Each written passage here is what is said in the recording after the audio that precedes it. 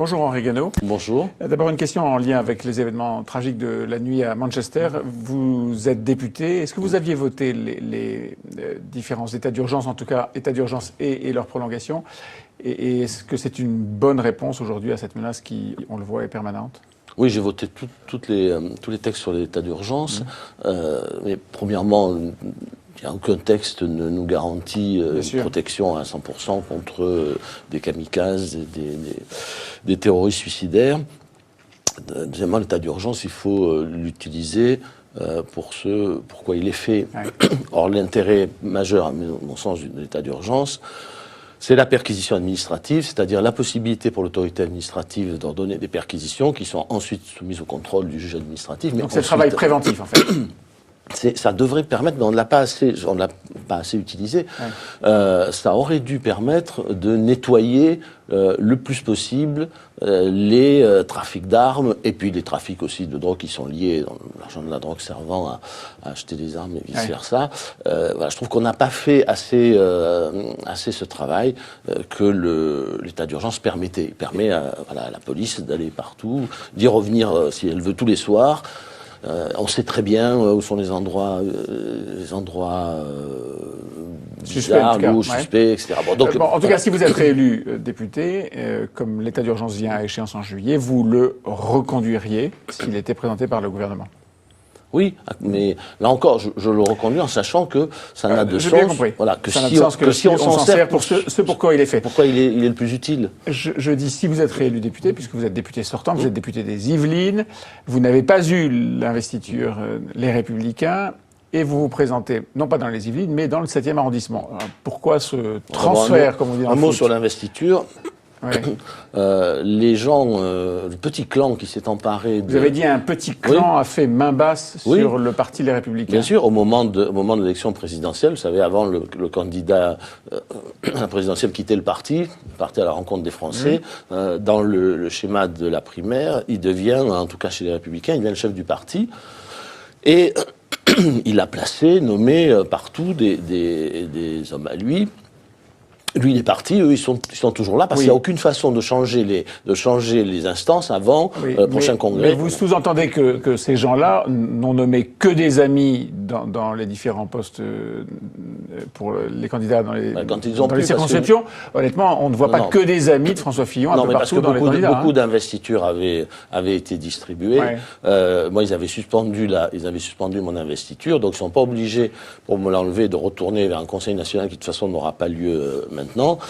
Voilà, ce sont de petites vengeances faites par des gens médiocres. On ne peut pas dire que vous ayez appuyé beaucoup la candidature de François Fillon. Non, je ne l'ai pas appuyé, je l'ai combattu. Oui, c'est ça, donc probablement non, je suppose que c'est assez... Mais non, mais c'est très intéressant ça. Est-ce que quelqu'un a songé à priver Édouard Balladur d'une investiture législative, ou Nicolas Sarkozy, ou François Fillon, lorsqu'Édouard Balladur s'est présenté contre Jacques Chirac? Est-ce que Michel Debré a été privé de quoi que ce soit, ou exclu du mouvement quand il s'est présenté contre Jacques Chirac? Vous n'êtes pas le seul à avoir critiqué ou même lâché François Fillon. Donc, est-ce que vous vous estimez être une victime particulière? Être victime, c'est beaucoup dire. Être victime, un point sur lequel se concentre la colère des autres? Oui, mais non, encore une fois, c'est d'abord, il y a beaucoup de gens qui ne pouvaient pas désinvestir parce qu'ils avaient été investis par le Conseil national et qu'il n'y a plus de Conseil national. Je dirais pas victime. Victime, ça serait faire trop d'honneur aux médiocres qui aujourd'hui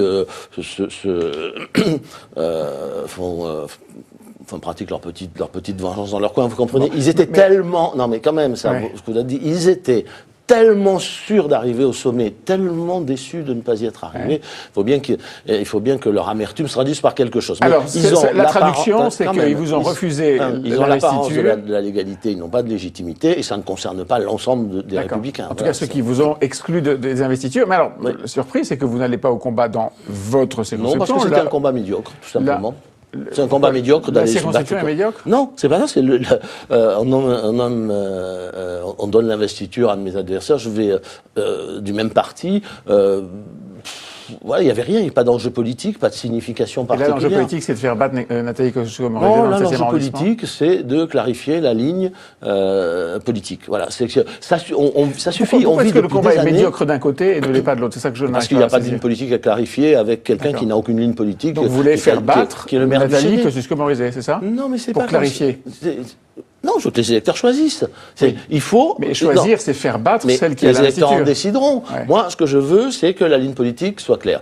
Il y en a assez, ça suffit de ce système politique dans lequel on met ensemble des gens qui, au fond, n'ont rien à se dire, ne partagent aucune valeur, n'ont pas un socle commun de civilisation et de projet de société. Voilà, il faut que maintenant les Français disent clairement ce qu'ils veulent. Bon, eh bien voilà, c'était l'occasion, parce que Nathalie Kosciusko-Morizet incarne quelque chose, qui est parfaitement respectable, mais et que moi j'incarne autre chose. Et Voilà. vous voulez combattre ce Moi, je qu'incarne veux- Nathalie Non, je Kosciusko-Morizet. veux, mais je ne veux pas combattre Nathalie Kosciusko-Morizet.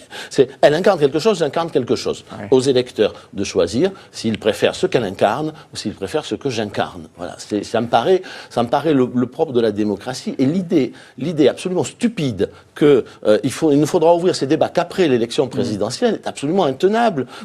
Rendez-vous compte. Est-ce que c'est stupide, pardon, Oui. je reprends votre mot, est-ce que c'est stupide d'imaginer qu'il vaut mieux arriver à ces législatives le plus fort possible, quitte à débattre après de ce qu'est l'avenir des Est-ce Républicains? que vous vous rendez compte, ça je parle que de l'avenir des Républicains, est-ce que vous vous rendez compte que certains électeurs vont voter pour des candidats qui ont la même étiquette et dont les uns, au lendemain de l'élection législative, seront dans la majorité et les autres dans l'opposition? Ça n'est jamais arrivé. C'est Donc, vous serez où, jamais vu. si vous êtes élu, Dans l'opposition. clairement? Clairement. Parce dans que Jean-Pierre l'opposition. Raffarin, c'est le cas ce matin dans le Figaro, dit il faut être constructif. Par Mais exemple, sérieux je pourrais voter la confiance à certaines conditions. Par exemple, si la baisse de la fiscalité est organisée, Non. ça vous choque, être constructif? Mais ça n'a rien à voir avec voter la confiance, c'est constructif. Moi, j'ai jamais été pour une opposition bornée, stupide. J'ai voté des textes, vous vous rappeliez ceux sur l'état d'urgence, mais j'en ai voté d'autres. Je regarde des textes un par un, et il n'y a rien de plus aberrant que... Enfin, il n'y a pas de plus grand manquement à ses devoirs d'opposant que d'être dans l'opposition obstructive. Ouais. Bon, donc, moi, je suis pour l'opposition constructive et ouverte, mais voter la confiance, ça veut dire qu'on rentre dans la majorité.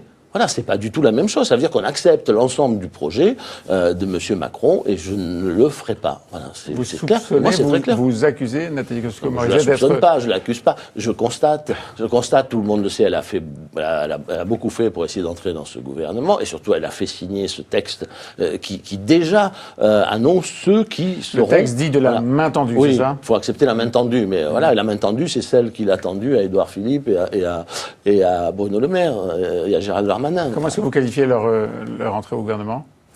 Oui, moi je la qualifie pas, je jette la pierre à personne. Je pense que j'ai un peu de mal avec la position de Gérald Darmanin qui avant défendait des positions contraires, mais les autres en fait ils sont d'accord. Sont tous d'accord entre Bruno eux. Le Maire était pour la baisse de la CSG, il va installer la hausse. Oui, mais ça, c'est un détail. C'est technique. C'est un détail. Oui, c'est un détail technique qui a son importance pour les gens. quand même, mais, oui. oui, mais ce ne sont pas les fondamentaux de la politique. Vous pouvez très bien défendre la hausse de la CSG un jour et la baisse de la CSG un autre jour. En revanche, ils sont globalement sur tous les grands choix politiques totalement d'accord. Voilà. Donc, on met ensemble des gens se mettent ensemble qui sont d'accord sur presque tout. Donc vous êtes un Donc, dissident. Il y en aura deux d'ailleurs contre Nathalie Oui, Kosciusko-Morizet. on peut appeler ça comme ça. Vous savez, le gaullisme, ça commence par la dissidence aussi. Non, Et ça finit par une élection. Merci beaucoup, Henri Guénaud. ça finit par le choix des Français. Voilà. Voilà, exactement, merci. Merci.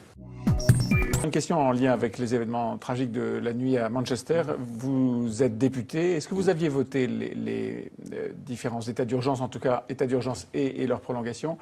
Et est-ce que c'est une bonne réponse aujourd'hui à cette menace qui, on le voit, est permanente? Oui, j'ai voté tous les textes sur l'état d'urgence.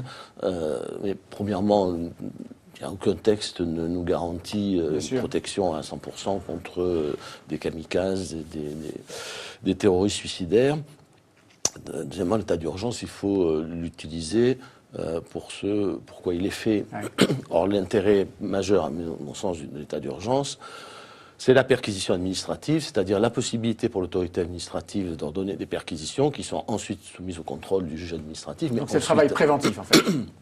ça devrait permettre, mais on ne l'a pas assez utilisé, ça aurait dû permettre de nettoyer le plus possible les trafics d'armes et puis les trafics aussi de drogue qui sont liés, dans l'argent de la drogue servant à acheter des armes et vice-versa.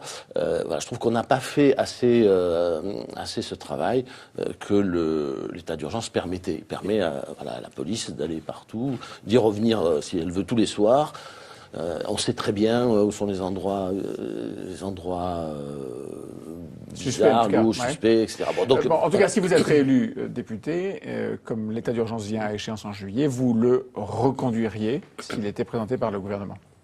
Oui, mais là encore, je le reconduis en sachant que ça n'a de sens. J'ai bien compris. Voilà, que si on s'en sert pour ce pour quoi il est fait. Pourquoi il est le plus utile. Je dis